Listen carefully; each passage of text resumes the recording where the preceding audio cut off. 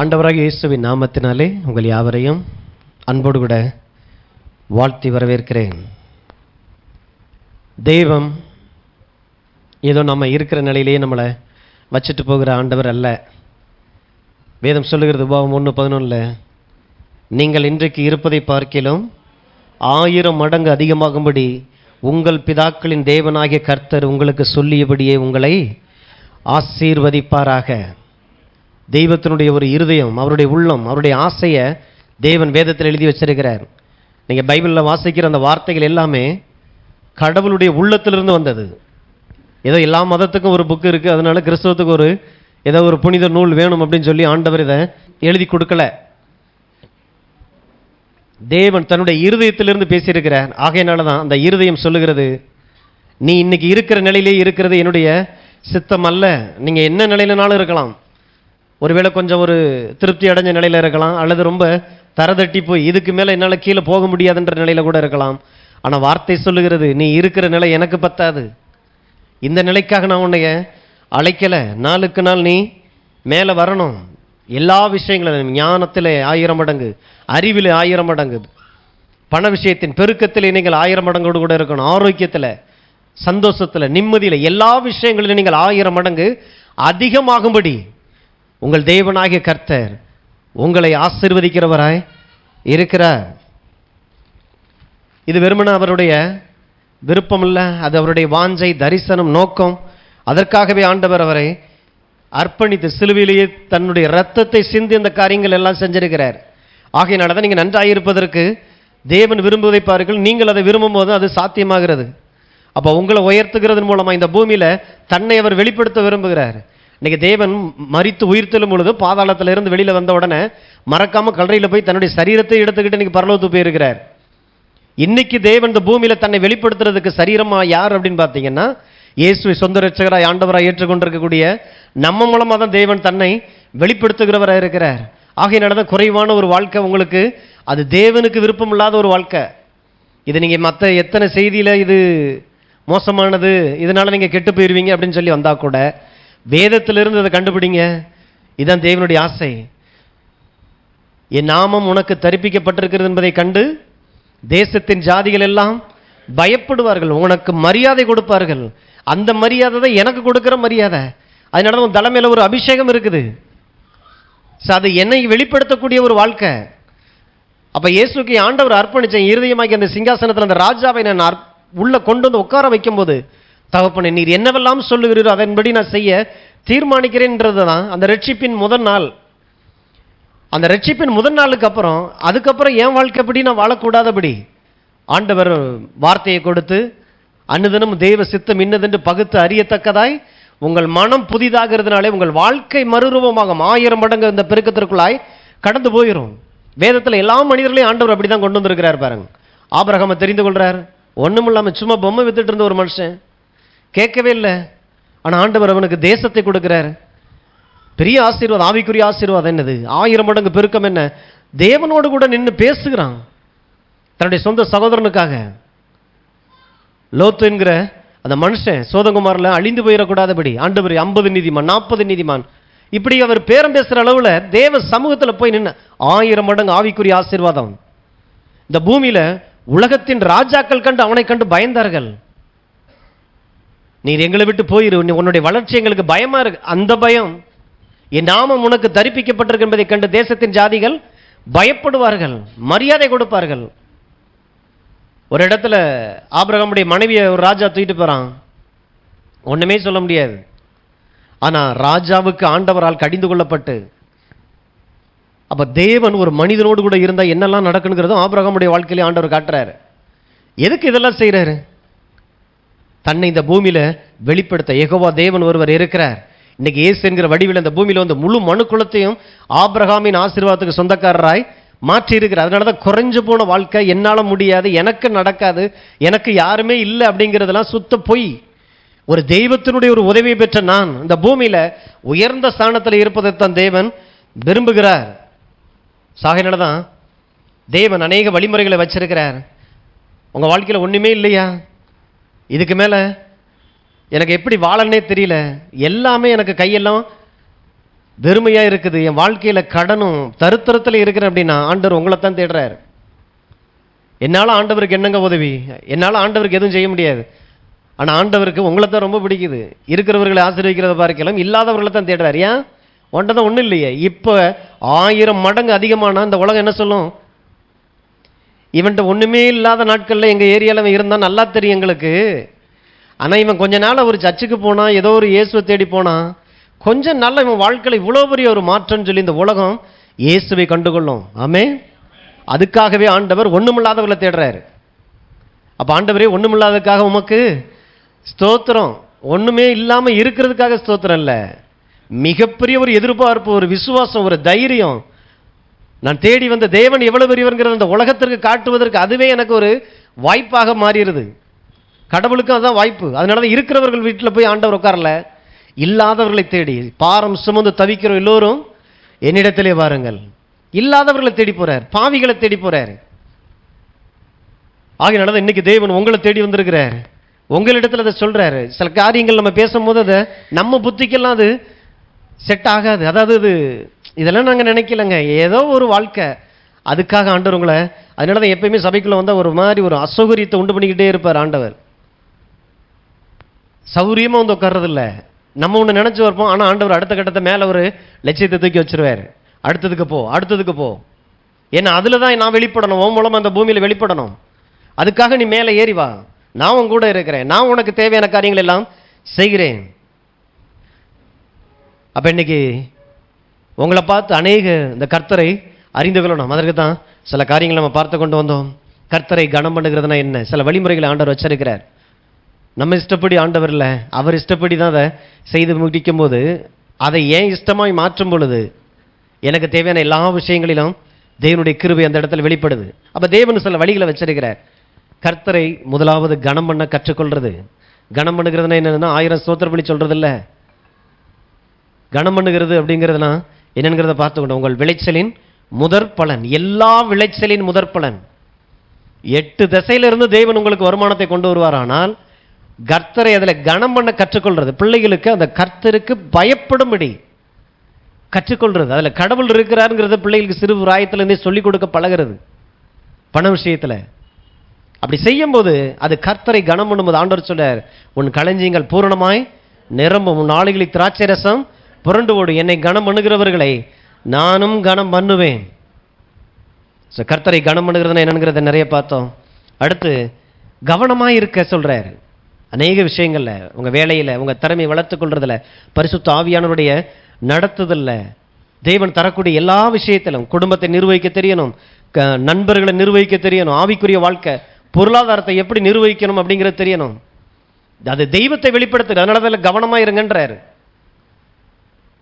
நான் கடன் வாங்கி நான் தானே கட்டுறேன், அது தெய்வத்தை வெளிப்படுத்துகிற செயல். அதனாலதான் கடன் வாங்காது இருப்பாய். அநேக ஜாதிகளுக்கு நீ கொடுக்கும் போது நான் வெளிப்படுறேன், நீ கடன் வாங்காமல் இருக்கும் போது நான் வெளிப்படுறேன். அப்படி ஒரு வாழ்க்கையை ஒரு டிசிப்ளின்குள்ள கொண்டு வர்றது. பக்கத்து வீட்டுக்காரன் ஒன்று வாங்கிட்டான் அப்படின்னா உடனே நானும் வாங்கியே ஆகணும் அப்படின்னு சொல்லி நிற்கிறது இல்லை, நிர்வகிக்க கற்றுக்கொள்றது. எல்லா விஷயங்களிலும் கவனமாக இருக்கிறது. 3வது பார்த்தோம், கர்த்தர் என் பெருக்கத்தை விரும்புகிறார் அப்படிங்கிற ஒரு நிச்சயம் நமக்குள்ள வேணும் பாருங்க. எல்லா ஏரியாவிலும் நீங்க நன்றாய் இருப்பதை ஒரு தெய்வம் விரும்புகிறார். இன்னைக்கு தெய்வம்னா என்ன செய்யறாருன்னு யாருக்குமே தெரியறது இல்லைங்க. ஆண்டவரா பார்த்து ஏதாவது ஒன்று செய்வார். அவர் மூடு எரிஞ்சுதான் நமக்கு ஏதாவது கிடைக்கும். கொடுக்கணும்னு நினைச்சிட்டாருன்னா ஆண்டவர் கூறிய பொத்துட்டு கொடுத்துட மாட்டாரா? சரி, இப்படித்தான் நம்மளுடைய ரொம்ப சிம்பிள். இதெல்லாம் சோம்பேறித்தனம் பாருங்க. உட்காந்து கற்றுக்கொள்ளணும். கர்த்தர் எப்படிப்பட்டவராக இருக்கிறார், என் வாழ்க்கையினுடைய எல்லா தேவையும் எப்படி சந்திக்கிறார், அதற்கான அந்த வழிகள் என்ன. அப்ப உலக பிரகாரமாய் இன்னைக்கு அநேகர் பார்த்தீங்கன்னா இன்னைக்கு பெருக்கத்தை விரும்புறாங்க. எங்க அப்பாக்காக, எங்க அம்மாக்காக, என் மனைவி பிள்ளைகளுக்காக நான் நல்லா இருக்கணும் அப்படின்னு. ஆனால் தேவனுடைய பிள்ளைகளுக்கு ஒரு ஆசை, ஒரு லட்சியம், கர்த்தருக்காக நான் நன்றாக இருக்கணும். இது எல்லாத்தையும் அடிச்சிரும் பாருங்க. ஏன்னா அப்பாக்காக நல்லா இருக்கணும். ஒரு வீட்டை வாங்கி ஒரு 3 சென்ட் நிலத்துல இருந்தால் அப்பா ஓகே, என் பிள்ளை நானே வீடு கட்டலை, என் பிள்ளை வீட்டை கட்டிட்டான், அப்பாக்காக போதும். ஆனால் கர்த்தருக்காக வந்து பாருங்க, நீங்கள் இன்றைக்கு இருப்பதை பார்க்கலாம் 1000 மடங்கு அதிகமாகி தான் ஆகியே தீரணும். ஏன்னா இது கர்த்தருக்காக நான் வைக்கிற லட்சியம், ஆசை. இது தெய்வத்தினுடைய நோக்கமாக இருக்கிறது. அப்போ போன வாரத்தில் பார்த்தோம், தேவன் அனுதினமும் நன்மை என்னும் பாரத்தினால் என்னை சுமத்தி அதிலிருந்தும் என்னை தேவன் ரட்சிக்கிறவராய் இருக்கிறார். என் வாழ்க்கையில் ஒன்று மாற்றி ஒன்று பட்ட காலிலேயே படுதுங்கிற மாதிரியான பாரம் வந்துக்கிட்டே இருக்கு இல்லையா? இப்போ தாங்க ஒன்று முடிச்சேன், அதுக்குள்ளே ஆஸ்பத்திரி, அதுக்கப்புறம் பிள்ளைக்கு ஃபீஸு, அதுக்கப்புறம் இந்த தேவையில்லாத செலவுன்னு சொல்லி ஒன்று மாற்றி ஒன்று ஒரு பாரம் ஆகுது இல்லை? ஆனால் கிறிஸ்துவுக்குள்ள ஒரு நீதிமானாய் வந்ததுக்கப்புறம் இப்போ என்ன பாரம் தெரியுமா? இல்லைங்க, நேற்று தான் ஒரு வருமானம் வந்துச்சு, இதை செலவழித்து திறதுக்குள்ள அடுத்த ஒரு வருமானம் வந்திருக்குது, ஐயோ அது முடிகிறதுக்குள்ள இந்த இன்னொன்று வேற வரப்போகுது. புரியுதுங்களா? ஏன் இப்படி ஒன்று நடக்காதா? நடக்குன்றதுனால தான் ஆண்டவர் அந்த வசனத்தை எழுதி வச்சிருக்கிறார். ஆமே. நன்மை என்னும் பாரத்தினால் உங்களை சுமத்தினாலும் அனுதினமும் அவரே உங்களை ரட்சிக்கிறவராயிருக்கிறார். அதை நமக்கு அறியணும். அறிஞ்சாதான் அந்த நிச்சயம் எனக்குள்ள வரும். கர்த்தர் நான் என் பெருக்கத்தை அவர் விரும்புகிறாருங்கிற ஒரு நிச்சயம். ரெண்டாவது பார்த்தோம், நீங்களே உங்கள் பிள்ளைகளுக்கு நல்ல ஈவுகளை கொடுக்க அறிந்திருக்கும் போது பரமபிதா தம்மிடத்தில் வேண்டிக் கொள்ளுவர்களுக்கு அதிகமான நன்மைகளை கொடுப்பது அதிக நிச்சயம் அல்லவா, விருப்பம் அல்லவா? ஒரு தேவன் நீங்க நன்றாயிருப்பதை, நன்மைகளை மாத்திரம் அனுபவிப்பதை அவர் விரும்புகிறார். அப்புறம் எப்படிங்க நான் இயேசுவை தேடி வந்ததுக்கு அப்புறம் தீமை நடக்குது? தீமை நிறைஞ்ச விழுந்து போன இந்த உலகத்திற்குள்ளாக. ஆகையினாலதான் ஒவ்வொரு நாளும் நான் தேவனோடு கூட எப்படி இருக்கிறேங்கிறத கண்டுபிடிக்கணும். இந்த தீமை நிறைஞ்ச இந்த உலகத்துக்குள்ள என்னை நான் எப்படி வச்சுக்கிறது? கவனம். அதனாலதான் ஆண்டவர் சர்வாயுத வர்க்கங்களை கொடுத்திருக்கிறார். இந்த தீமைகளை அழிக்கிறதுக்கும் அவர் நல்லவருங்க. நன்மைகளை மாத்திரம் செஞ்சுட்டு தீமையை நீயே சகிச்சுக்கன்னு சொல்லல. அந்த தீமையும் ஜெயிக்கிறது எப்படி? எபேசியர் 6ஆம் அதிகாரத்துல அந்த சர்வாயுத வர்க்கம் சொல்லியிருக்கார். தன்னுடைய சர்வாயுத வர்க்கத்தை உங்களுக்கு கொடுத்திருக்கிறார். அப்ப அதெல்லாம் என்னன்னு கண்டுபிடிக்கிறது? அப்ப தீமைகளை நீ அழிச்சிரு. அந்த அழிக்கிறதுக்கு நான் உன் கூட இருக்கிறேன். என் நாமத்தினாலே பிசாசுகளை துரத்துவீர்கள், தீமைகளை அழிப்பீங்கன்னு போட்டிருக்கு. அடுத்து, போதுமானதற்கும் அதிகமாக ஒரு காட்டு புள்ளையை தேவன் விரதமாய் உடுத்துவித்தால் உங்களை உடுத்துவிப்பது அதிக நிச்சயம் அல்லவா?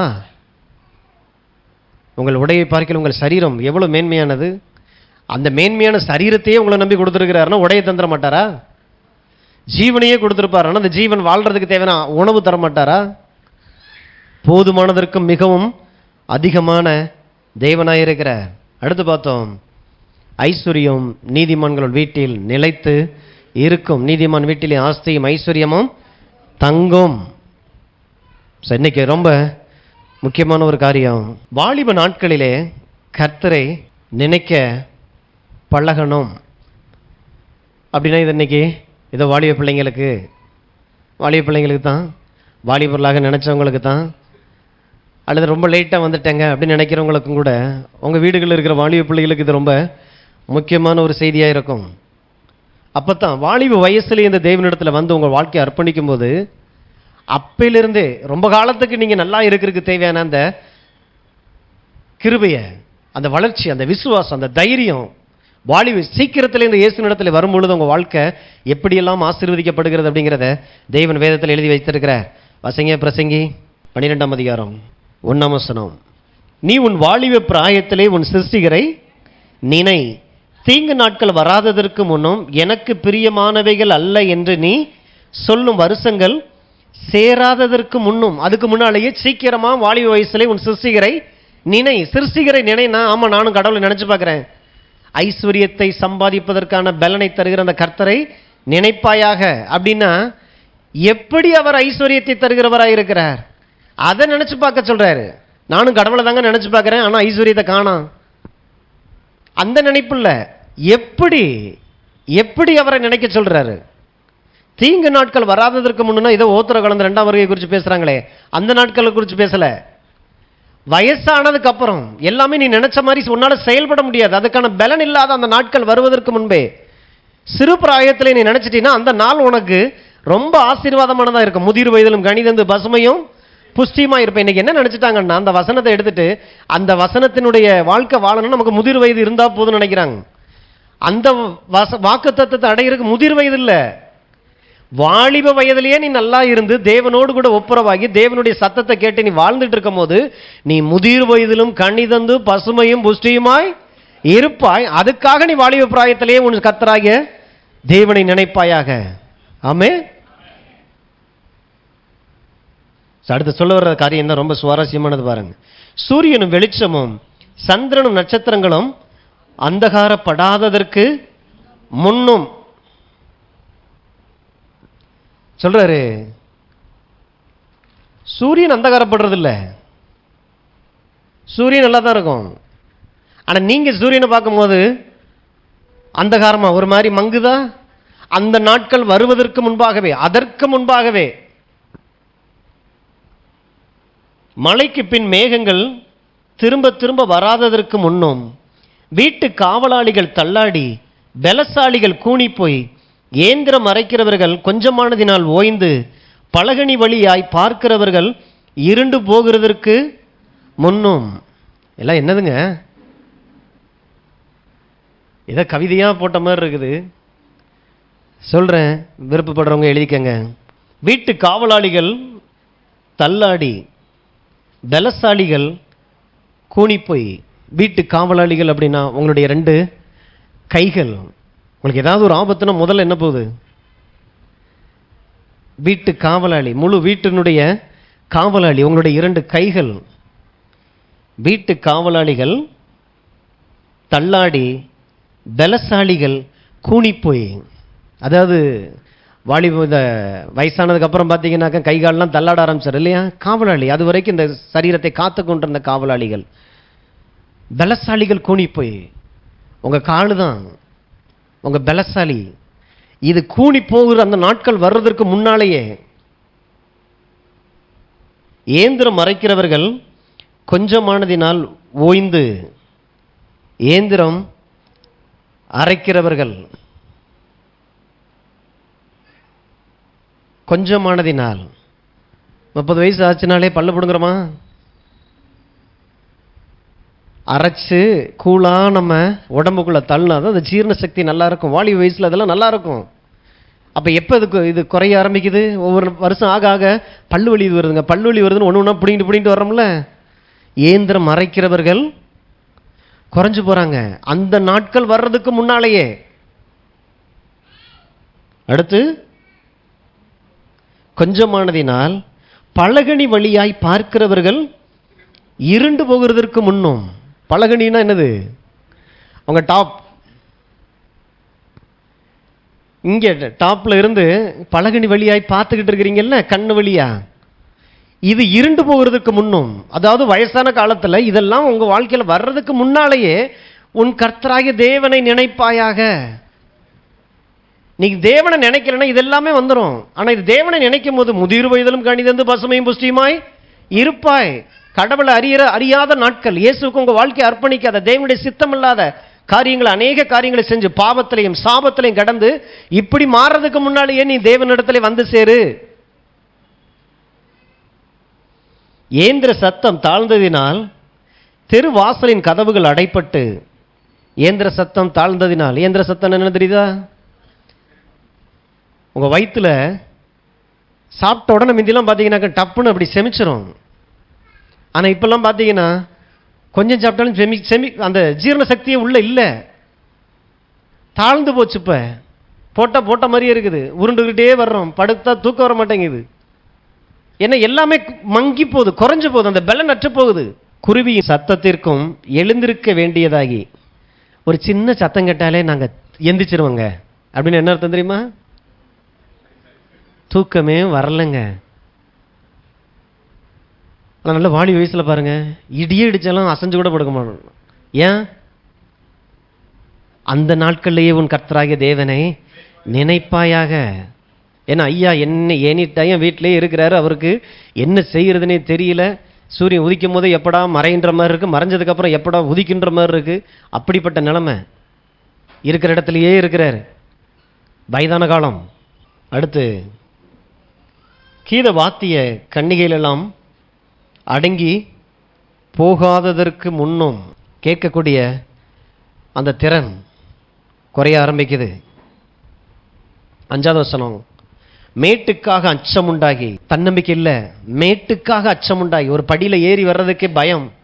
உயரமான இடத்துல நிற்கும் போதே கைப்பிடிச்சவரை பிடிச்சிருந்தா கூட யாரையாவது ஒருத்தவங்களை பிடிச்சிட்டு தான் தூக்கிட்டு போகணும். மேட்டுக்காக அச்சம் உண்டாகி. அதாவது தன்னம்பிக்கை இருக்காது அந்த நேரத்தில், அந்த வயசுல. ஒரு தன்னம்பிக்கை குறைஞ்சு போயிருக்கும். அதனாலேயே அவங்க நடையெல்லாம் மெதுவாக ஆரம்பிச்சிடும். அப்படிப்பட்ட அந்த வயதான நாட்கள் வருவதற்கு முன்பே மேட்டுக்காக அச்சம் உண்டாகி வழியிலே பயங்கள் தோன்றி வாதுமி மரம் பூ பூத்து தலைமுடியெல்லாம் நரைத்து போனது. தெளிவாக எழுதி வச்சிருக்கிறார். சொல்றதுக்கு தான் ஆள் வேணும் நமக்கு. இதெல்லாம் நம்ம ஏற்கனவே வாட்சது தான், என்னன்னே தெரியாதனால இந்த பக்கமே போறதில்லை. வாதுமி மரம் பூத்து வெட்டுக்கிளியும் பாரமாகி. வெட்டுக்கிளிங்கிறது இருக்கிறதுல ரொம்ப அற்பமான ஒரு பூச்சி. வாலி வயசில் என்ன பண்ணுவோம்னா ஏறி மீச்சிட்டு நடந்து போயிடும், அல்லது அதை தட்டி விட்டு போயிடும்.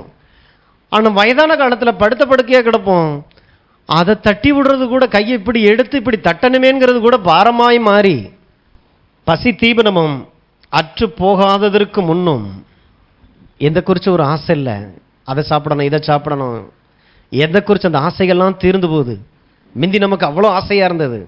மனுஷன் தன் நித்திய வீட்டுக்கு போகிறதுனாலே துக்கம் கொண்டாடுகிறவர்கள் வீதியிலே தெரியாததற்கு முன்னும். கடைசியில் பார்த்தீங்கன்னா மனுஷனை ஆள் மறிச்சே போறாரு.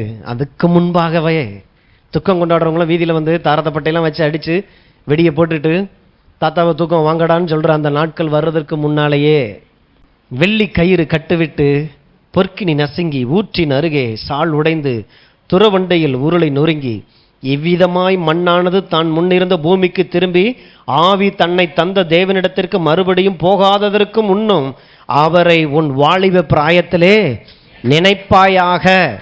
ஆமென். கொஞ்சம் நல்லா தான் தட்டுங்களேன். வேதம் எவ்வளவு அற்புதமானது பாருங்க, எவ்வளவு அற்புதமானது. என் வாழ்க்கையை எவ்வளவு ரசிச்சு, கட்டாயம் நம்ம எல்லாரும் அந்த நாளில் நம்ம போதும் போகிறோம். ஆனால் அந்த நாள் எனக்கு எப்படி இருக்குனுங்கிறது இன்னைக்கு நான் தீர்மானிக்கிறது. வாலிப பிராயத்திலே நான் தீர்மானிக்கிற நாட்களாக இருக்கிறது. இன்னைக்கு வாலிப பிராயத்தில் இதெல்லாம் நமக்கு தெரியாது பாருங்க. எனக்கா கண்ணுக்கு மங்க போகுது, எனக்கா நானும் எவ்வளவு தடகாத்திரமா இருக்கிறேன். சில நேரங்கள் நமக்கு அதை அந்த நாட்களை நம்ம இப்போ பார்க்கறதே இல்லை. அதனால இப்போ எல்லாம் நல்லா இருக்குன்றதுனால நம்ம இனிமேல் எப்பயுமே இப்படி தான் இருக்க போகிறோம்னு நினச்சிட்டு இஷ்டத்துக்கு ஆடுறோம். கடவுளாவது ஒன்றாது. இப்போ என்ன சொல்லிட்டாங்கன்னா, என்ன வாலிப வயசுலேயே பைபிளை தூக்கிட்டு சர்ச்சுக்கு போகிற, எல்லாம் எப்போ போகணும் தெரியுமா? எல்லாம் முடிஞ்சு 60-70 வயசுக்கு அப்புறம். அப்போ தான் ஓகே, ஏதோ ஒரு கோயிலுக்கு பக்கத்தில் ஒரு வீட்டை பார்த்து வாடகைக்கு உட்காந்துட்டு மணி அடித்த உடனே அப்படியே மெதுவாக அப்படி உள்ளே போய் ஆளுக்கு முன்னால் போய் உட்கார்றது. அப்போ பார்த்துறீங்களா? இங்கே வர்ற ஆளுக்கு முன்னால் வர்றவங்க வயசானவங்க இல்லை, இங்கே வாலிபர்கள் வர்றாங்க. வெளியில் கோயில்கள்லாம் யார் இருப்பான்னு பார்த்துறீங்களா? வயசான ஆளுக்கு தான் இருப்பாங்க. ஆனால் அவங்க வாலிபத்தில் என்ன பண்ணியிருப்பாங்க நினச்சி பாருங்க. அப்படி ஒரு இடத்த வீட்டுக்கு வாடகைக்காவது அப்படி ஒரு வீட்டை பார்த்து கோயிலுக்கு பக்கத்துலேயே மணி அடித்த உடனே உள்ள உட்காந்துடணும். ஏன்னா வேற இல்லை, புண்ணியம் தேடணும். அதனால தான் நம்ம ஒரு மதத்துக்குள்ளே வரல, அது மதம் சொல்லி கொடுக்குது. ஆனால் தேவனுக்குள்ளாக இருக்கிற நமக்கு ஒவ்வொரு நாளையும் நான் ரசித்து ரசித்து இந்த பூமியில் நான் வாழ்ந்திருக்கும் போது என்னுடைய முதிர் வயது எப்படி இருக்குங்கிறத வேதம் காட்டுது. இது எதுவுமே எனக்குரியது இல்லை. மோசே 120 வயதில் ஆண்டவர் ஏறி வாப்பா அப்படின்னாரு. எங்கே? மலை மேலே. 120 வயதில் வேதம் அழகா போட்டிருக்கு. அவன் கண் இருளடையவில்லை, அவன் பலன் குன்றவில்லை. தேவ சித்தத்தை செய்கிற மனுஷன். மோசே அப்போ கூட என்ன நினைச்சார் தெரியுமா? ஏற்கனவே ஒரு 10 கட்டில் கொடுத்தாரு, அது உடச்சி போட்டோம். இப்போ அடுத்த 10 கட்டில் கொடுக்கறதுக்கு தான் கூப்பிடுறாரு. போயிட்டு வந்து அதுக்கப்புறம் மற்றதை பார்த்துக்கிறோன்னு இங்கே வீட்டில் ஒன்றுமே சொல்லலை. நான் போகிறப்பா சாக போகிறப்பா அப்படின்னு சொல்லிட்டுலாம் போகல. போகிறோம் வருவோன்னு நினச்சிட்டு போனால் கர்த்தர் அங்கே வச்சு அடக்கம் பண்ணி விட்டாராம். அந்த அளவுக்கு பலனாக இருந்திருக்கிறாரு. இன்னைக்கு தேவனுடைய பிள்ளைகள் வாலிப வயசுலேயே உங்கள் வாழ்க்கையை நீங்கள் கிறிஸ்துவுக்கு அர்ப்பணிக்கும் போது உங்கள் வாழ்க்கையில் நடக்கக்கூடிய அற்புதங்கள் இதெல்லாம். ஏன் தேவன் வாலிப வயசுலேயே நம்மளை அர்ப்பணிக்க சொல்றாரு? வாலிப வயசுங்கும் போது 12-14 வயசுலலாம் பிள்ளைகளை தரமாக உள்ளுக்குள்ளே இறக்கிடணும், கடவுளுக்குள்ளே நடத்திடணும். அதுக்குத்தான் முதல் உரிமை. நீ என்னன்னாலும் பண்ணு, ஆனால் கடவுளுக்குள்ளே இருக்கிறியா? கடவுளுடைய சித்தத்தை செய்றியா? தேவனுடைய சத்தத்தோடு கூட நீ வாழ பழகுறியா? பிள்ளைகளை பழக்கணும், பரிசுத்த ஆவியானவரோடு கூட நடக்க பழக்கணும். அப்ப நினைன்னு ஒன்ன ஊழியத்துக்கு வந்துடும் சொல்லல. ஒவ்வொரு நாளும் தேவ சித்தத்தை நிறைவேற்றுவதுனா எப்படின்னு உங்களுக்கு தெரியுதான்றாரு. அப்ப சின்ன வயசுலயே தீர்மானிச்சு அவர்தான் என் ஆண்டவர், அவர்தான் என்னுடைய ராஜா, என் இருதயமாகிய சிங்காசனத்தில் அவரை வச்சு அவர் சொல்றபடி நான் வாழப்போகிறேங்கிறத இந்த வாலிப வயதில் ஒரு மனிதன் தீர்மானிக்க வேண்டியது எவ்வளவு அவசியம். ஏன் நான் அந்த வயதிலேயே நான் கடவுளை தேடணும்? நீங்கள் தேடி வந்து சரிதானா? ஏன்னா உங்கள் ஃப்ரெண்ட்ஸுங்க எல்லாரும் இன்னும் யாரும் வேற ஒரு வாழ்க்கை வாழ்ந்துட்டு இருக்கிறாங்க. நான் ஏன் இங்கே வரணும்? நான் ஏன் இங்கே உட்காரணும்? நான் எதுக்கு வாரம் இப்படி வந்து உட்காந்து இந்த சத்தத்தை கேட்கறதுனால எனக்கு என்ன பலன்? இன்னைக்கு அதை கொஞ்சம் கவனம் கொடுக்கலாம். முக்கியமானது சில பாயிண்ட்ஸில் சொல்கிறேன். உங்களுக்கு கிடைக்கக்கூடிய எல்லா நன்மைகளும் சிருஷ்டிகரிடத்தில் இருந்து தான் வருகிறது. அதனால உங்கள் வாலிப வயதிலேயே உங்கள் கர்த்தராகிய தேவனை நினைக்க பழகிறது. யாக்கோபு 1:17 போட்டிருக்கு, எந்த ஒரு நன்மையான ஈவும் பூரணமான எந்த ஒரு வரமும் ஜோதிகளின் பிதாவின் இடத்திலிருந்து இறங்கி வருகிறது. அவரிடத்திலே யாதொரு வேற்றுமை நிழல் இல்லை, மாறுதல் கிடையாது. அவரிடத்திலே பாரபட்சம் இல்லை. ஆண் பெண் அப்படிங்கிறதுலாம் தேவனிடத்தில் கிடையாது. ரட்சிப்பு ஆண்களுக்கு மட்டும் இப்படி சொல்லியிருக்காரு. ரட்சிப்பு அப்படிங்கிற அவரை விசுவாசிக்கிற அத்தனை பேர் ரட்சிக்கப்படுறாங்க. நீங்க ஜெபம் பண்ணும்போது பதில் வருதே, ஆண்கள் ஜெபம் பண்ணா மட்டும் வரும், பெண்கள் ஜெபம் பண்ணா மட்டும் வரும்னா இருக்குது. ஜெபிக்கிற எல்லாருக்கும் அவர் மாம்சமான யாவருக்கும் அவர் பதில் தருகிறவராக இருக்கிறார். அப்ப என்ன அர்த்தம்? எந்த ஒரு நன்மையான ஈவும் உங்க பிள்ளைகள் சந்திக்க வேண்டிய எந்த ஒரு நன்மையும் அவரிடத்தில் இருந்து பரத்தில் இருந்து உண்டாகி அப்படின்னா அந்த நன்மை பரலோகத்தில் தான் மேனுஃபேக்சரிங்கே ஆகுது. பிசாசால யாரையும் ஆசீர்வதிக்க முடியாது. இன்னைக்கு நம்ம அநேக நேரங்கள் நினைச்சிட்டு இருப்போம், அவன் கடவுள் அறியாதவனா நல்லா இருக்கிறான், இந்த இவன்லாம் இயேசுவையே எதிர்த்து பேசுறான், இயேசுவையே கேலி பேசுறவனா இருக்கிறான், அவனும் நல்லா தான் இருக்கிறான். இந்த மாதிரி வார்த்தை இல்லை, காணிக்கை தசம்பம் போல். அதுதான் ஆண்டவரே சொல்றாரு, அந்த காட்டுப்புல்லை கவனித்து பாருங்கள், அவைகள் விதைப்பதும் இல்லை அறுப்பதும் இல்லை. அந்த காக்காவை கூட ஆண்டவர் தான் போசிக்கிறேன்றாரு. அவனையே நான் போசிப்பேன், ஆனால் உன்னை நான் போசிக்க மாட்டேனான்றாரு. ஆகையினால தான் நம்ம அவங்களோட கூட நம்மளை கம்பேர் பண்ணி பார்த்துட்டு, அவன் நல்லா இருக்கிறான், அவனை கடவுளை தேடுறான், அவன் என்ன ஜபிக்க செய்கிறான், அவன்லாம் நல்லா தானே இருக்கிறான், அப்போ நம்மளும் அப்படி இருந்தலாம் இல்லையா? அப்போ தேவனை எந்த ஒரு நன்மையும் அவரிடத்துலேருந்து தான் வருகிறது. அப்போ என் கண்ணை என் கவனத்தை அவர் மேலே வைக்க பழகிறது. நீங்கள் நல்லா படிக்கிறதுக்காக அவரிடத்தில் உங்கள் கவனத்தை வைங்க. நல்ல வேலை கடவுளிடத்தில் வைங்க. நல்ல வாழ்க்கை அமைய, நல்ல வரன்கள் கடவுளிடத்தில் நம்பி. ஏன்னா எந்த ஒரு நன்மையும் அவரிடத்திலிருந்து தான் வருகிறது. அப்பா அம்மா வாழ முடியாது, குறிப்பிட்ட அளவு தான். ஆனால் உங்கள் தேவைகள் அப்பா அம்மாவை விட பெருசு. தேவனுடைய ஆசையை உங்கள் ஆசையாய் மாறக்கூடிய வயது வாலிப வயதாய் மாறணும். அப்போ கடவுளுக்காக நான் படிக்க போகிறேன், கடவுளுக்காக நான் வேலைக்கு போகிறேன், கடவுளுக்காக நான் குடும்பம் நடத்துறவன் நான் மாறுறேன். சின்ன வயசுலேயே அதை குறித்து தானே ஒரு வைராக்கியம். வாலிப வயசுலேயே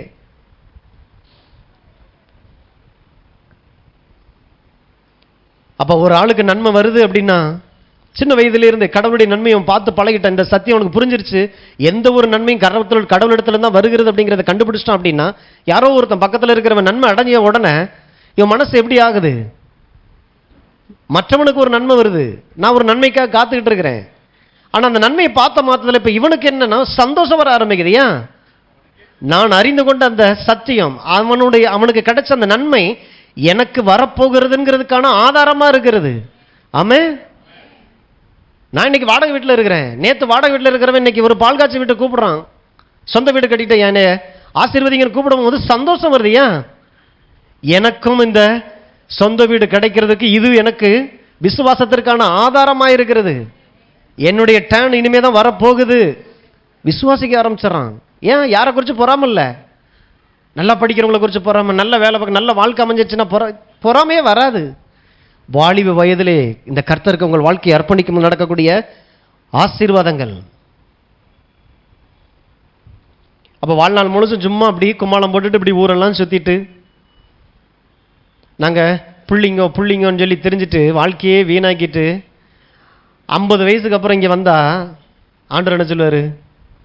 என்னையா இப்போ வந்திருக்கிற, ரொம்ப லேட் ஆயிடுச்சப்பா, கொஞ்ச நாள் தானே இருக்குது, எதுக்கு இப்போ போய் வந்திருக்கிறியப்பான்ற மாதிரி இருக்கும். ஸோ அதனால அது ரொம்ப கவனம். வாலிப வயதிலே பிள்ளைகளை கடவுளுக்குள்ளாக அர்ப்பணிக்கிறது அவசியம். நினை அப்படின்னா கோயிலுக்கு போயிட்டு வர சொல்லலை, அவருக்காக அர்ப்பணித்து தேவ சத்தத்திற்கு தன்னை முழுவதுமாய் கீழ்ப்படுத்தக்கூடிய ஒரு இருதயத்தோடு கூட வாழக்கூடிய ஒரு வாழ்க்கை, அதான் வாலிப வயசு. இப்போ வாலிபர்கள் ரொம்ப கவனம். வாலிப வயசுல இந்த கர்த்தரை தேடும் போது நல்ல நட்புகள் உண்டாகும். ஏன் இன்னைக்கு கையில் காசு இருந்துச்சுன்னா பார்த்தீங்கன்னா 4 பேர் சேர்ந்துடுறான். ஆனால் காசு இல்லைனாக்க கண்டுக்கிற மாட்டான். வாலிப வயசில் இதெல்லாம் நமக்கு ஏமாந்து போயிடுறோம். எப்பயுமே நம்மளை சுற்றி 4-5 பேர் இருக்கிறது பார்த்தீங்கன்னா ஒரு மாதிரி இருக்குது, நண்பேண்டான்ற மாதிரி இருக்குது. ஆனால் கொஞ்சம் காசெல்லாம் குறைஞ்சி போய் ஆளாளுக்குன்னு கஷ்டம் வரும்போது அந்த பண்ணி திங்கிற தவிடுக்கு விட்டு போனாங்கல்ல, விட்டுட்டு போனது தான் அந்த வாழ்க்கை தான். அப்போ தேவன் உங்களிடத்துல இருக்கிறத நேசிச்சு, ஏதோ உங்கள்கிட்ட காசு பணம் இருக்குது, வாலிப வயசுல நீ நல்லா பலசாலியா இருக்கிறேன்றத இருக்கிறத நேசிச்சு ஆண்டவர் உங்களிடத்துல நட்பு பாராட்ட வரலங்க, உங்களுக்கு கொடுக்கும்படிக்கே உங்களிடத்துல வர சொல்றாரு. உங்களுக்கு இன்னும் அதிகமாய் பெற்றுக்கொள்ளும்படி, இன்னும் அதிகமாய் உங்களுக்கு கொடுக்கும்படியே தேவன் உங்களை அழைக்கிறார். கடவுள்கிட்ட போன சந்தோஷம் போயிடும், நிம்மதி போயிடும், இப்ப ஜாலி போயிடும். பிசாசனுடைய பெரிய பொய். இவரிடத்துல வந்து பாருங்க, அப்பத்தான் அந்த பேரின்பம், தேவன் தரக்கூடிய அந்த பேரின்பம், உலகம் தருகிற எல்லாமே சிற்றின்பமா இருக்குது. அந்த சிற்றின்பத்தையும் அவன் பேரின்பமா நினைச்சிட்டு இருக்கான். பிசாசனுடைய பொய்கள். வாலிப வயதிலே கண்கள் திறக்கப்படுறது. அப்ப உங்களை உண்மையாய் நேசிக்கிற ஒரு நபர் உண்டு. இயேசுதான் மெய்யான நண்பராய் இருக்கிறாருங்கிறது நமக்கு புரியணும். சங்கீதம் 84:11, தேவனாகிய கர்த்தர் சூரியனும் கேடகமுமானவர், கர்த்தர் கிருபையும் மகிமையும் அருளுவார், உத்தமமாய் நடக்கிறவர்களுக்கு நன்மையை வழங்காது இரார். இங்கிலீஷ்ல போட்டிருக்கு, எந்த ஒரு நன்மையும் கொடுக்காமல் இருக்க மாட்டார். எந்த ஒரு நன்மையும் கொடுக்காமல் இருக்க மாட்டார். உத்தமமாய் நடக்கிற, எப்ப வாலிப வயதிலேயே இந்த இயேசுவுக்கு தன் வாழ்க்கையை அர்ப்பணிக்கும் போது ஆண்டவர் சொல்றார், அவன் அனுபவிக்க வேண்டிய நன்மை ஏராளமாக நான் படைச்சு வச்சிருக்கிறேன். எந்த ஒரு நன்மையும் கொடுக்காமல் இருக்க மாட்டார். அப்ப எல்லா நன்மையும் தருகிற தேவன் இவரை விட்டுட்டு என் வாழ்நாள் எல்லாம் என் வாழ்நாள் முழுவதும் சுத்தி தெரிஞ்சுட்டு என் வாழ்க்கையை வேஸ்ட் ஆக்கிட்டு நிம்மதியை இழந்து சமாதானத்தை இழந்து வயசானதுக்கு அப்புறம் பார்த்தீங்கன்னாக்க வாழ்க்கையை வெறுத்து போய் அதுக்கு உதவி செய்யறதுக்கு தான் இந்த உலகத்தில் நிறைய காரியங்கள் தெரியுது. இன்னைக்கு மீடியாவை அப்படி பயன்படுத்திடக்கூடாது, நம்மளை உருவாக்குறதுக்காக பயன்படுத்துறது. பார்த்துருக்கீங்களா, அந்த அங்கங்கே சில ஆலமரங்கள்லாம் இருக்கும், ஆலமரத்தை சுற்றி வயசானதுக்கெல்லாம் உட்காந்துருக்கும். சில நடிகைகள் பேரை சொல்லிக்கிட்டே இப்பவும் பேசிகிட்டு இருப்பாங்க, அந்த காலத்துலலாம் அப்படின்னு. அப்போ இன்னமும் தெரியல, அப்போ பிடிச்சது இன்னும் தெரியல. இப்படியே பேசி பேசி எத்தனையோ குடும்பங்கள் உருவாக்கி இருக்கலாம், எத்தனையோ நன்மைகள் அவங்க அடைஞ்சிருக்கலாம். ஆனால் அடையக்கூடாதபடி சத்துரு இந்த பூமியில், அதான் பாவம் மகா கொடூரமானது, பிள்ளைங்களுடைய எதிர்காலத்தை அழிக்கக்கூடியதாக இருக்கிறது. அப்போ கர்த்தருக்கு அர்ப்பணிக்காம எனக்கு அப்பா ஒன்றும் செய்யலை, எங்கள் அம்மா சேர்த்து வைக்கல புலம்பக்கூடாது. அப்பா அம்மா ஏன் செய்யணும்? பரமபிதா எல்லாவற்றையும் செய்து வைத்திருக்கிறாரு. அவரிடத்துல என் வாழ்க்கை அர்ப்பணிச்சு அப்பா அம்மாவை நான் வச்சு பார்த்துடலாம். அப்பா அம்மா செஞ்சாருன்னு சொல்லி உட்காந்து கவலைப்பட்டு புலம்பிட்டு இருக்கிறது இல்லை. அப்பா கிட்டே போய் என்னை எதுக்கு பெத்த, என்னை எதுக்கு பெத்த, அது சாபம் போட்டிருக்கு. அந்த வார்த்தைக்கு சொல்லும் போது அது அவங்களுக்கு சாபமா. அப்பா பெத்தெடுக்கலையா, கடவுள் தான் உன்னை இந்த பூமியில அப்பா மூலமா அனுப்பியிருக்கிறாரு. பெத்தவங்கள்ட்ட போய் நிட்டு என்னை எதுக்கு பெத்த அப்பா, அதனால நீ பெத்திலத்தா, இந்த அவனுக்கு அவங்க அப்பா அதை வாங்கி கொடுத்துருக்கிறாரு, இவங்க அப்பா இதை வாங்கி கொடுத்துருக்கிறாரு, எனக்கு நீ என்ன செஞ்ச, என்ன சேர்த்து வச்ச, அப்படிலாம் பேசி வேதனைப்படுத்தக்கூடாதுன்னு போட்டிருக்கு. அதனால தான் வாலிப வயசுல பெற்றோர்களுக்கு ரொம்ப கவனம். பிள்ளைங்களை கடவுள் இடத்துல நடத்தி பழகுங்க. கடவுள் இடத்துல விசுவாசித்து ஒரு காரியம்னாலும் அங்கே கேட்டு வாங்கக்கூடிய அளவில் பிள்ளைகளை பழக்குங்க ஆவிக்குரிய ஜீவியத்தில். அடுத்து பெற்றோர்களும் பிள்ளைகளை நம்பி இருக்கக்கூடிய நாட்கள் வராது. ஒருத்தர் சொல்லி புலம்புறாரு பாருங்க, எல்லாரும் என்னை கைவிட்டாங்க, ஆண்டவர் சொல்றாரு நான் உன்னை விட்டு விலகுவதும் இல்லை, உன்னை கை விடுவதும். இந்த தெய்வத்தை தெரியுதா, இந்த தெய்வத்தை நான் ஆராதிக்கிறேனா, அறிவு இருக்குதா, விசுவாசிக்கிறேனா? 10 பிள்ளை இருந்தாலும் 10 பேர் கைவிட்டாலும் ஆண்டவர் சொல்றாரு சாகுற வரைக்கும் நான் உன்னை கைவிட மாட்டேன், செத்ததுக்கு அப்புறமும் கூட நீ என் கூட தான் இருப்ப. எவ்வளவு பெரிய தேவனை நம்ம ஆராதிச்சுக்கிட்டு பிள்ளைகளை நம்பி, பெற்றவங்களை நம்பி, மனிதர்களை நம்பி வாழ்ற வாழ்க்கை தினமும் நன்மைகள் வந்து கொண்டே இருக்குது. ஆகையினால தான் இன்னைக்கு நீங்க யாரை எதிர்பார்க்குறீங்க கண்டுபிடிச்சலாம். உங்க இருதயம் யாரையோ நம்புது அப்படின்னா கண்டுபிடிச்சிடலாம். ஏன் புலம்ப ஆரம்பிச்சிருவோம், நொந்து கொள்ள ஆரம்பிச்சிருவோம், குறை சொல்ல ஆரம்பிச்சிருவோம். இப்படி ஏதாவது இருக்குமானா நான் கர்த்தரை பார்க்கல மனுஷனை பார்த்துக்கிட்டு இருக்கிறேன்னு அர்த்தம். உன் தேவனாகிய கர்த்தரை நினைப்பாயாக. எல்லா விதமான வெற்றிக்கான யோசனைகளும் ஆலோசனைகளும் அவரிடத்திலிருந்து தான் வருகிறது. ஆகையினால் வாலிப பிராயத்திலே உன் சிருஷ்டிகரை நினைப்பாயாக. உங்க வாழ்க்கையில் நீங்க சந்திக்க போகிற எல்லா வெற்றிக்கான யோசனைகள் ஆலோசனைகள் எல்லாம் அவரிடத்திலிருந்து தான் வருகிறதுனால வாலிப வயதிலேயே பிள்ளைகளை கடவுள்கிட்ட கொடுத்துட்டோம் அப்படின்னா விட்டுட்டு சர்ச்சில் கொண்டு வந்து விட்டுட்டு என் பாட்டுக்கு நான் என் வீட்டில் வாழ்றதில்ல. பிள்ளை வீட்டில் ஜெபம் பண்ணுறானா, கடவுளுக்கு பயந்து நடக்கிறானா, அவனை நடக்க வைக்கிறதுக்கு என்ன செய்யறது? பிள்ளையாண்டவனை நடத்த வேண்டிய வழியிலே நீ நடத்து. பாம 8:18 போட்டிருக்கு இல்லையா? ஐஸ்வர்யத்தை சம்பாதிக்கிறதுக்கான பலனை தருகிற அந்த கர்த்தராகிய தேவனை நினை. ஐஸ்வர்யத்தை தர்றதில்ல. ஆண்டவரே நீங்க எனக்கு கேஷாவே கொடுத்துருங்க. ஆண்டவர் யாருக்கும் கேஷை கொடுக்கறதில்ல. அந்த கேஷை சம்பாதிக்கிறதுக்கான ஐடியாவை, ஞானத்தை, கிரியேட்டிவ் அந்த மைண்டை கடவுள் தர்றார். அவரிடத்திலே யோசனைகள், எக்கச்சக்கமான யோசனைகள் இருக்கு. இந்த பூமியில நீ ஐஸ்வர்யத்தை சம்பாதிக்கிறதுக்கு இதை செய், அதை இன்னைக்கு வெற்றியோடு கூட இருக்கிற அநேகர் சொல்றாங்க. சும்மா இருந்தங்க, திடீர்னு யோசிச்சங்க, அதை செஞ்சா இவ்வளவு கிளிக் ஆகுன்னு எனக்கு தெரியாது. தேவனோடு கூட இதுக்கு தேவை அவரோடு கூட இருக்கக்கூடிய உறவு, அனுதினம் அந்த தேவ சத்தத்தை கேட்க, ஜெபிக்கக்கூடிய வாழ்க்கை, துதிக்கக்கூடிய வாழ்க்கை, தேவனுடைய வார்த்தையை தியானிக்கக்கூடிய இந்த வாழ்க்கைக்குள்ள அந்த பிள்ளை வருமானால் யோசனைகளுக்கு பஞ்சமே இருக்காது பாருங்க. மூணாவது,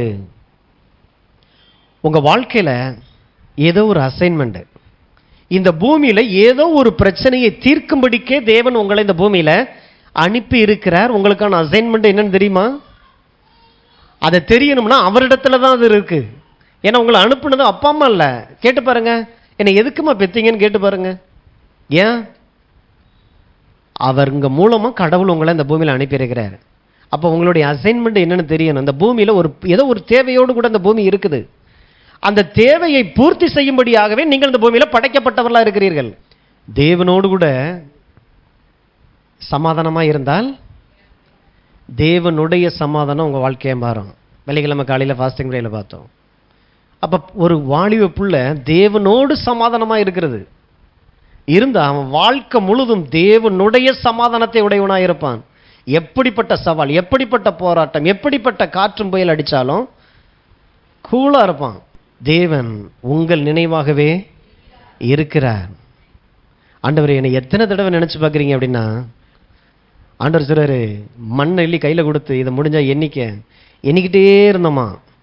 எண்ணிக்கிட்டே இருந்தா சோர்ந்து போய் ராத்திரி வந்துருச்சு, தூங்கிட்டோம். தூங்குனதுக்கப்புறம் திரும்ப முழிச்சு பார்த்தா அப்போ கூட அவர் என் நினைவாகத்தான் இருக்கிறாருங்கிறத பார்த்தோம். தேவன் இவ்வளவு தூரத்துக்கு உங்களை நினைச்சுக்கிட்டே இருந்தா உங்க வாழ்க்கையை எப்படி விட்டுருவாரா? அவளை லேசில் கொடுத்துருவாரா? ஆகையினாலதான் அவரோடு கூட உறவில் இருக்கும் பொழுது ஆலோசனைகள், யோசனைகள், ஐடியாக்கள், கிரியேட்டிவ், ஒரு போராட்டமா, பிரச்சனையா, குடும்பத்தில் ஒரு சிக்கலா, கடவுளிடத்துல போய் அந்த உறவுல இருந்து பாருங்க. அதை எப்படி வெளியில கொண்டு வர ஆண்டவர் ஞானம் தருவார், விசுவாசத்தை தருவார், புலம்ப விட மாட்டார். அடுத்த பையன் எரேமியா 1:5-4 இருந்து, கர்த்தருடைய வார்த்தை எனக்கு உண்டாகி அவர், நான் உன்னை தாயின் வயிற்றில் உருவாக்கும் முன்னே உன்னை அறிந்தேன். தாயின் வயிற்றில் உருவாக்கும் முன்னே, அப்படின்னா இன்னும் வயிற்றுல வரவே இல்லை. அப்பா அம்மாவுக்கு மேரேஜே நடக்கல, ஃபர்ஸ்ட் நைட்டே நடக்கல. அப்பவே ஆண்டவர் சொல்றாரு, தாயின் வயிற்றில் உருவாக்கும் முன்னே உன்னை அறிந்தேன். அப்படின்னா அப்ப எங்க இருந்தார் எரேமியா? தேவனுடைய எண்ணங்கள், சிந்தனைகள்ல ஒரு ஐடியாவா இருந்தார். இந்த பூமியில ஒரு தேவை இருக்கு, அந்த தேவைக்கு யாரை அனுப்பலான்னு பார்த்தா எரேமியாவை சூஸ் பண்றாரு. அப்படித்தான் இந்த பூமியில ஒரு பொருள் உண்டாக்கப்படுவதற்கு முன்பாகவே இந்த பொருளை குறித்ததான நோக்கம் உண்டாக்கப்படுகிறது. நீங்க இந்த இடத்துல பார்க்கிற எந்த ஒரு பொருளையும் நீங்க பாருங்க, டைரக்டா பொருள் வந்ததுனால நம்ம இதை பயன்படுத்தல. இந்த பொருள் இந்த தேவையை சந்திக்கும்படிக்கு அப்ப முதல்ல தேவை வந்தது. அந்த தேவையை சந்திக்கக்கூடிய நோக்கம், அந்த திட்டம் வந்ததுக்கு அப்புறம் தான் பொருளாகவே அது இந்த பூமிக்கு வருது. அப்ப இந்த பூமியில் படைக்கப்பட்டிருக்கிற ஒரு பொருளுக்கு இப்படி இருக்குமானால் அவருடைய சாயின்படி, அவருடைய ரூபத்தின்படி உண்டாக்கப்பட்டிருக்கிற நான் வேஸ்டா, யூஸ்லெஸ்ஸா, அல்லது மிஸ்டேக்கா, தப்பி பிறந்துட்டானா? ஏதோ ஒரு அசைன்மெண்ட் உங்களுக்கு இருக்குது. அது உங்களால் மட்டும்தான் முடியும். அப்படிப்பட்ட அந்த ஆற்றல், அந்த திறமை, அந்த தாளந்து எல்லாமே தேவன் உங்களுக்குள்ள வச்சிருக்கிறார். ஆகையினால தான் தாயின் வயிற்றிலே உருவாக்கும் முன்னே நீங்க யாரானாலும் இருக்கலாம், எவ்வளவு பெரிய மிஸ்டேக் உங்க வாழ்க்கையில் நடந்திருக்கலாம், ஆனா இது மாறாதது, இந்த காரியம் மாறாதது. அப்போ ஒரு மேனுஃபேக்சரிங் கம்பெனி ஒரு குண்டூசியை கூட ஏதோ ஒன்று உருவாக்கும், குண்டூசி வந்துருச்சுங்க அதனால நீங்க இதை செஞ்சுக்கலாமா? அப்படி இல்லை. குண்டூசி உண்டாக்கப்படுறதுக்கு முன்பே அது எதற்காகன்றது நோக்கம் வந்தது. அப்ப நீங்கள் உருவாக்கப்படுறதுக்கு முன்பாகவே உங்க வாழ்க்கையினுடைய நோக்கம், திட்டம் எல்லாம் அவரிடத்தில் இருக்கிறதுனால உன் கர்த்தராகிய தேவனை நினைப்பாயாக. தாயின் வயிற்றிலே உருவாக்கும் முன்னே உன்னை அறிந்தேன், நீ கற்பத்திலிருந்து வெளிப்படும் முன்னே உன்னை பரிசுத்தம் பண்ணி உன்னை ஜாதிகளுக்கு தீர்க்கதரிசியாக கட்டளையிட்டேன். பரிசுத்தம் பண்ணி அப்படின்னா நான் உன்னை எதுக்காக இந்த பூமியில நான் உண்டாக்கினேனோ, திட்டத்தோடு உண்டாக்கினேனோ அந்த காரியத்திற்காக நான் உன்னை பிரித்தெடுக்கிறேன். பரிசுத்தம்னா இன்னைக்கு உலகம் சொல்ற பரிசுத்தம் இல்லை, நான் அதை பண்ணலை இதை பண்ணலை இதை செய்யலை அந்த செய்யலைங்கிறது இல்லை. ஏதோ ஒன்று செய்வதற்காக நான் உன்னை பிரித்து எடுத்தேன் அப்படின்னா அது அதற்காக, கடவுளுடைய காரியங்களுக்காக. அப்போ உங்களையே ஆண்டவர் பிரித்து எடுத்திருக்கிறார் ஒரு நோக்கத்துக்காக, திட்டத்திற்காக. அது பிஸ்னஸ் மேனாவோ, ஒரு அரசியல்வாதியோ, மீடியா பர்சனாவோ, ஊழியத்திற்கோ, ஏதோ ஒரு காரியத்திற்கு தேவன் உங்களை பிரித்து எடுக்க. அந்த காரியங்களை குறித்து ஆசை உடையவர்களாகவே நீங்கள் இருக்கிறீங்க. உங்க பாடி அமைப்பில் இருந்து உங்க ஆசா பாசம் எல்லாமே அதை சார்ந்ததாகவே இருக்கும். தீர்க்கதரிசியாக ஓடி ஓடி போய் எரேமியா விசிட்டிங் கார்டு அடிச்சு நான் தான் தீர்க்கதரிசின்னு சொல்லல, கடவுளே சொல்றார் அவன் தீர்க்கதரிசி. தீர்க்கதரிசன் சொன்னதுக்கு அப்புறம் அவர் தீர்க்கதரிசி இல்ல, அம்மா வயிற்றுல வைக்கும் போதே தீர்க்கதரிசி. எது முதல்ல வருது பாருங்க. இதுக்குத்தான் தேவனை அறிந்து கொள்றது ரொம்ப ரொம்ப அவசியம். இன்னைக்கு நம்மளுடைய காரியங்களை அறிந்து கொள்ளணும்னாக்க யாராவது பெரிய தீர்க்கதரிசி தலையில கையை வைக்கணும்னு நினைக்கிறோம்.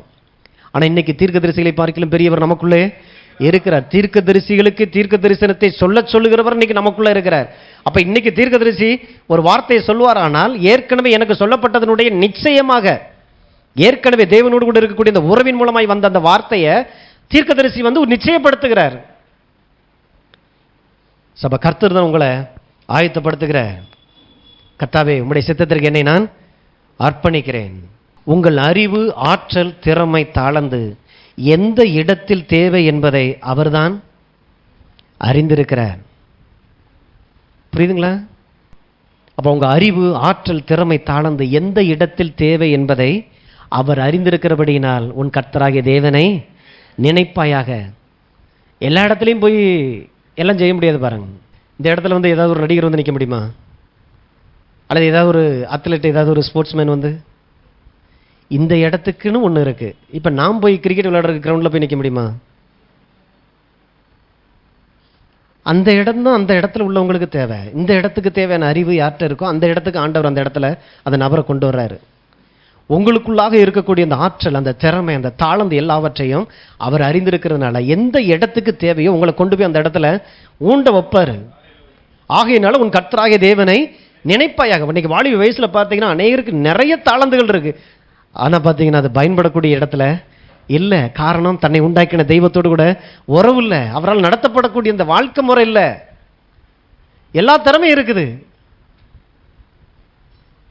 வைரமா இருக்குது, அது யார் கையில் தான் இருக்கணும்? வைர வியாபாரி கையில் இருக்கணும்.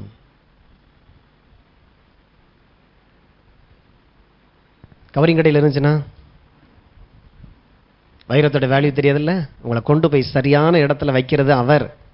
ஆகையினாலதான் நீங்கள் அவரை வாலிப பிராயத்திலே உன் தேவனாய கர்த்தரை, ஏன்னா உங்களுக்குள்ள அந்த ஆற்றல், திறமை, தாளந்துகளை வச்சிருக்கிறது அவர் தான்.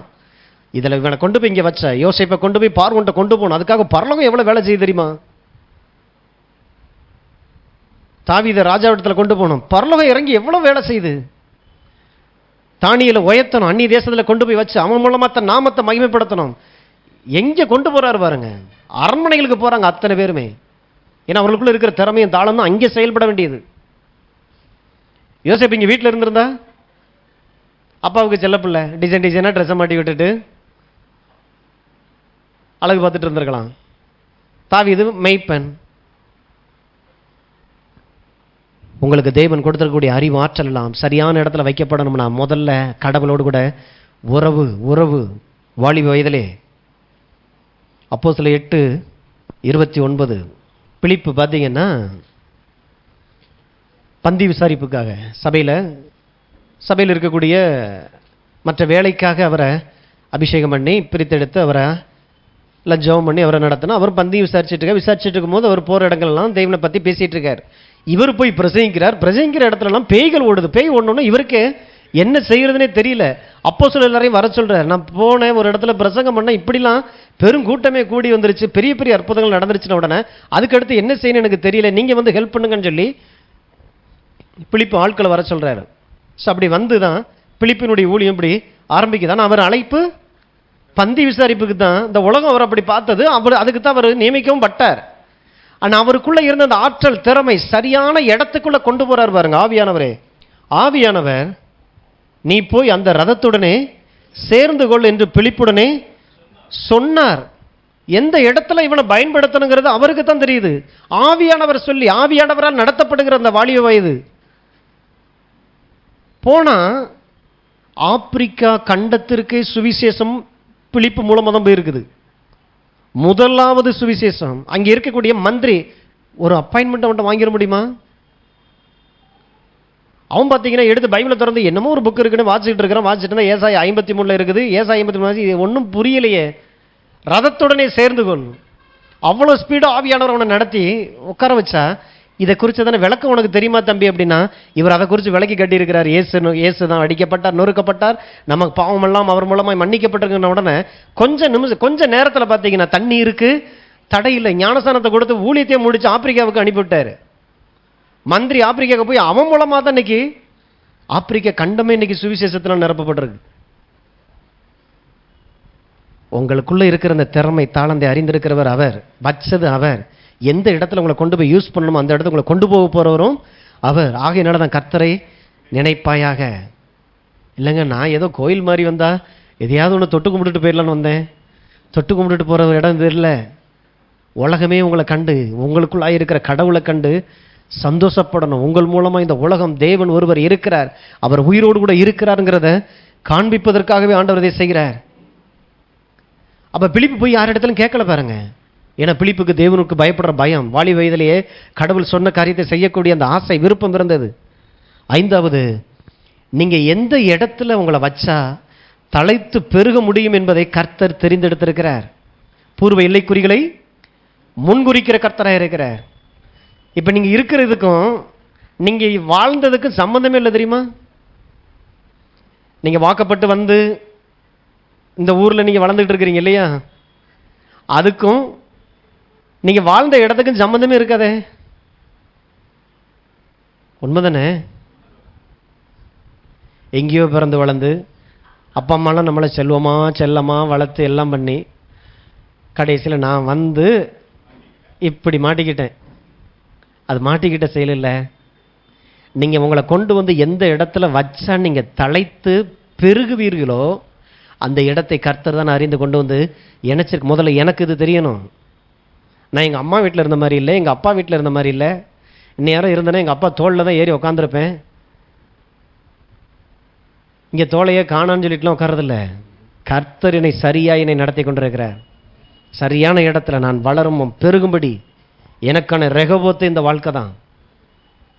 அப்போஸ்தலர் 13ஆம் அதிகாரத்தில் பார்த்தீங்கன்னா 2, அவர்கள் கர்த்தருக்கு ஆராதனை செய்து உபவாசித்துக் கொண்டிருக்கிற போது பர்னபாவையும் சவுலையும் நான் அழைத்த ஊழியத்திற்காக அவர்களை பிரித்து விடுங்கள் என்று பரிசுத்த ஆவியானவர் திருவுளம் பற்றினார். அப்பொழுது உபவாசித்து ஜெபம் பண்ணி அவர்கள் மேல் கைகளை வைத்து அவர்களை அனுப்பிவிட்டார்கள். இதுக்கப்புறம் பவுலுடைய ஊழியம் ஸ்டார்ட் ஆச்சு. எந்த அளவுக்கு வந்துருச்சு தெரியுமா?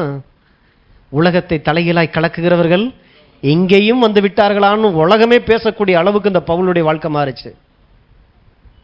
அது வரைக்கும் 10ல் 1 தான் உட்கார்ந்துருந்தாரு.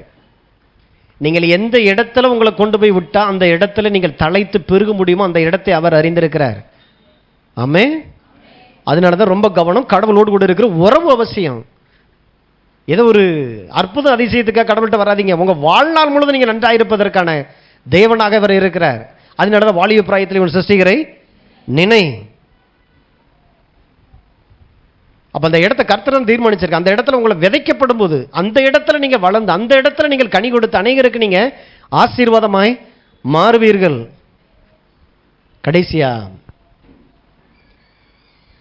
ஆறாவது, வாழ்க்கையில எல்லா உயர்வும் ஆசீர்வாதமும் அவரிடத்திலிருந்து தான் வருகிறது. சங்கீதம் 89:24. என் உண்மையும் என் கிருபையும் அவனோடு இருக்கும், என் நாமத்தினால் அவன் கொம்பு உயரும். உங்க வாழ்க்கையில உயர்வு, உங்கள் கொம்பு உயரும் அப்படின்னா உங்க வாழ்க்கையில் இருக்கக்கூடிய எல்லாமே ப்ரமோஷன். இன்னொரு வசனத்தில் போட்டிருக்கு, எனக்கான உயர்வு வடக்கையும் கிழக்கையும் தெற்கையும் மேற்கு இருந்தில்ல, கர்த்தரிடத்திலிருந்து தான் நமக்கான உயர்வு வருகிறது. இன்னைக்கு உயர்ந்து போறதுக்கான வாழ்க்கை ஆசை நிறைய பேருக்கு இருக்குது பாருங்க. ப்ரமோஷன் தேவனிடத்திலிருந்து தான் வருகிறது. ஆகையினால தான் அவரை சார்ந்து இருங்க. எந்த மனிதனும் உங்களை உயர்த்தவும் முடியாது, உங்களை தாழ்த்தவும் முடியாது. வாலிப வயதிலேயே நீங்கள் கடவுளுக்கு உங்கள் வாழ்க்கையை அர்ப்பணிச்சீங்கன்னா அப்படிப்பட்ட ஒரு பாதுகாப்பு. எந்த மனுஷனும் உங்களை உயர்த்த முடியாது, எந்த மனிதன் நினைச்சாலும் உங்களை தாழ்த்தவும் முடியாது. அதனால தான் வாலிப வயதிலே கர்த்தரை நினைப்பாயாக. சாகையினால தான் இந்த இயேசுக்கு உங்கள் வாழ்க்கையை அர்ப்பணிக்கிறது ரொம்ப ரொம்ப அவசியம். ஆமென். ஆகையினால தான் வாலிப பிராயம் அப்படின்னா ஏதோ கடந்து போகுது, ஏதோ வறுமை, ஏதோ தாழ்ச்சி, ஏதோ வேலைக்கு போகணும், ஏதோ இன்னைக்கு ஒரு 50 ரூபா 100 ரூபா கிடைக்குது, இப்படி போயிடாதீங்க தகப்பனே. இப்படிப்பட்ட வாழ்க்கையில் தான் என் வாழ்க்கை இருக்குது. ஆனால் என் வாழ்க்கையை உங்கள் கையில் தர்றேன். பிள்ளைங்களை நீங்கள் பாதுகாப்பாக நடத்தணும்னா இந்த கிறிஸ்துக்குள்ளே நடத்தி தான் ஆகணும். இல்லைங்க நான் கூப்பிடுறேன் வரமாட்டேங்குது, நான் சொல்கிறேன் செய்ய மாட்டேங்குது. என்னைக்காவது ஒரு நாள் ஆண்டவர் பிடிப்பார் இல்லையா? அதுக்கு தான் ஆண்டவர் முதல்ல உங்களை பிடிச்சிருக்கிறாரு. ஆண்டவரே என் பிள்ளை நடத்த வேண்டிய ஞானத்தை எனக்கு தாங்க. பிள்ளைக்கு முன்பாக உங்களுக்கு முதல்ல சாட்சியான வாழ்க்கை தேவை. ஏன் நான் சொன்னால் கேட்க மாட்டேங்கிறான்? ஏன்னா நான் சொன்ன மாதிரி நான் இல்லை. எல்லாம் ஜெபம் பண்ணியா, எல்லாம் பைபிள் வச்சியா? அவன் நல்லா பார்க்குறான். நீங்கள் ஜெபம் பண்ணுறது, நீங்கள் பைபிள் வாசிக்கிறது இல்லை. அப்புறம் எப்படி நான் நடத்துறது? பிள்ளைகளுக்காக, பிள்ளைகளுடைய எதிர்காலம் நல்லா இருக்கணும். உங்களுடைய கடைசி நாட்கள் பிரசங்கி 12 போல இருந்துடக்கூடாதபடி எல்லா கட்டெல்லாம் விட்டு திரும்ப போய் இப்போ இனிமேல் வாட்சி பாருங்க. பிரசங்கி 12 உங்களுக்கு ரொம்ப இன்பமாக இருக்கும். ஒரு பயத்தை கொண்டு வரும், ஒரு மரியாதையை கொண்டு வரும். கர்த்தாவே இந்த நாட்கள் என் வாழ்க்கையாய் மாறுறதுக்கு முன்னாலேயே உம்மண்டையில் நான் வந்துடுறேன், என் வாழ்க்கையை உங்கள் கையில் நான் தந்துடுறேன், உம்முடைய சித்தத்தின்படி என்னை செய்யுங்க, என்னை நடத்துங்க ஆண்டவரே.